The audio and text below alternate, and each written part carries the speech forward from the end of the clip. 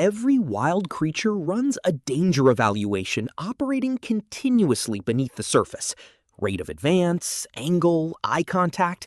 The calculation completes faster than conscious thought, and the conclusion is nearly always identical. Move away from the human right now. This is not taught through experience. It operates even in species that have never crossed paths with a human before. Verified under controlled laboratory settings, confirmed across many separate wildlife studies. The danger reaction to humans seems to be wired in at a level beyond personal experience. It is passed down. When we free a trapped creature, slicing the net, dragging it from the mud, releasing it from the snare, we tend to assume the creature recognizes what's occurring. The research indicates something different. Something else is unfolding, and scientists who have devoted careers to studying it are still figuring out what to name it. Begin first with what entrapment does to the body.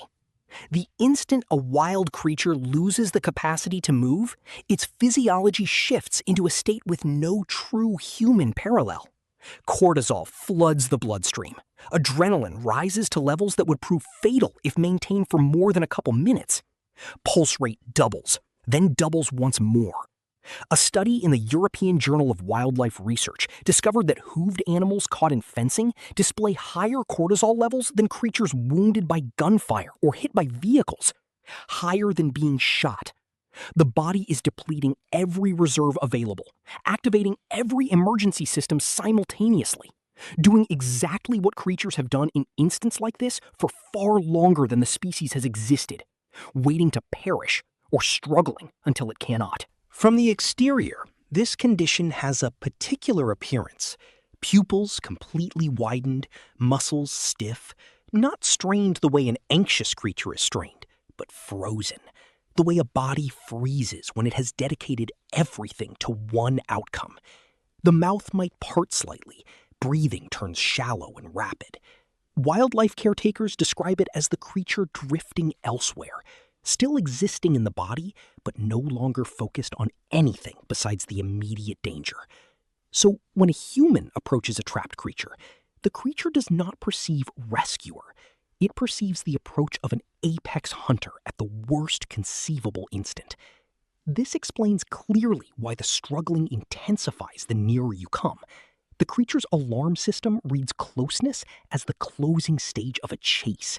It expends its final energy on the sole reaction its lineage has ever supplied it. And then, in certain of these encounters, something changes.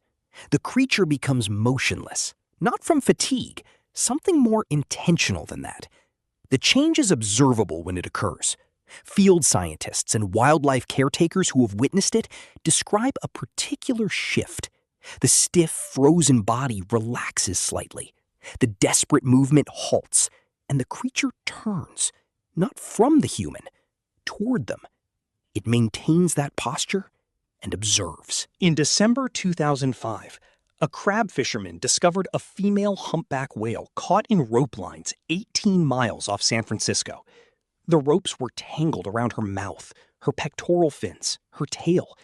12 crab traps, 90 pounds apiece, hung from her body and dragged her downward. She was struggling continuously merely to keep her blowhole above water.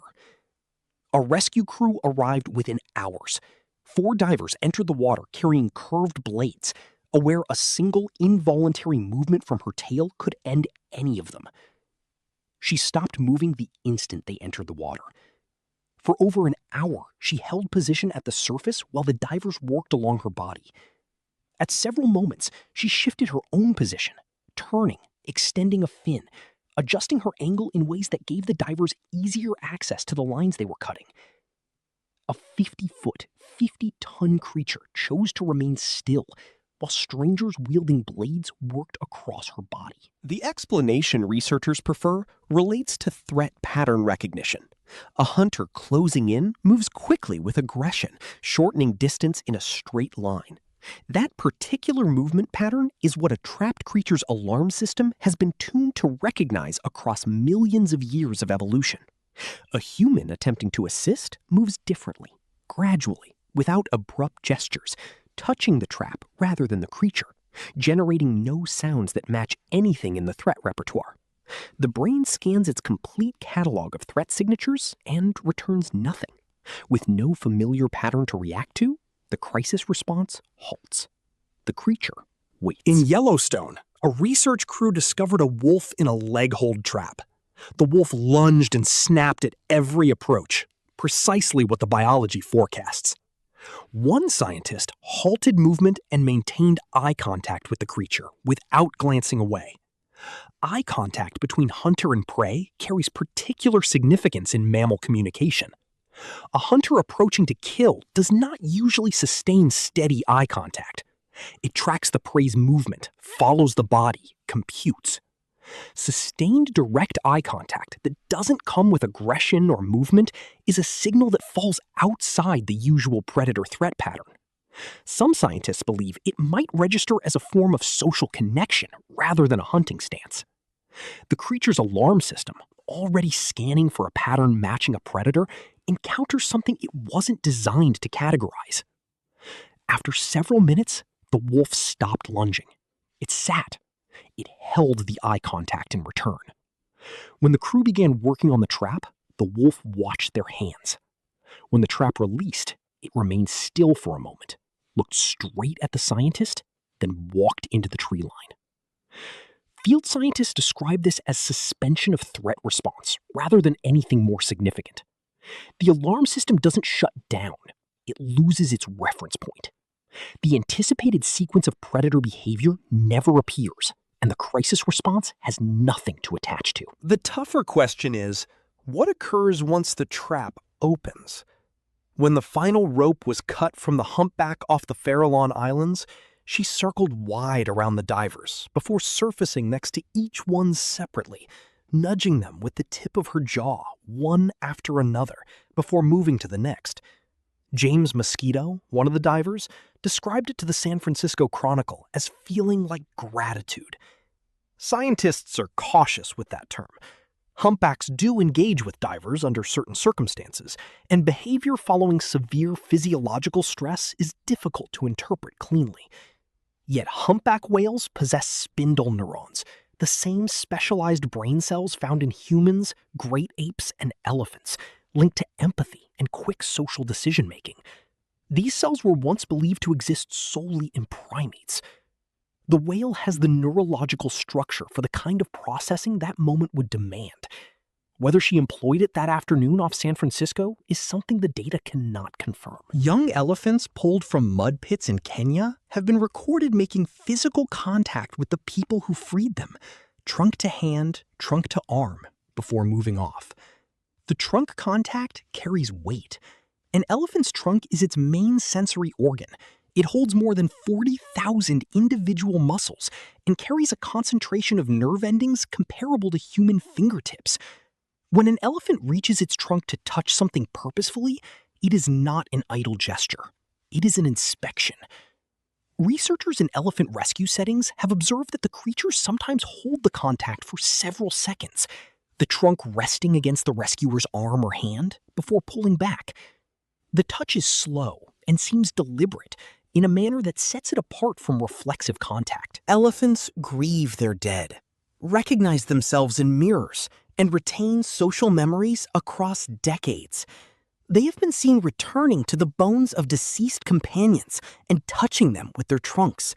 Family members sometimes that died years earlier.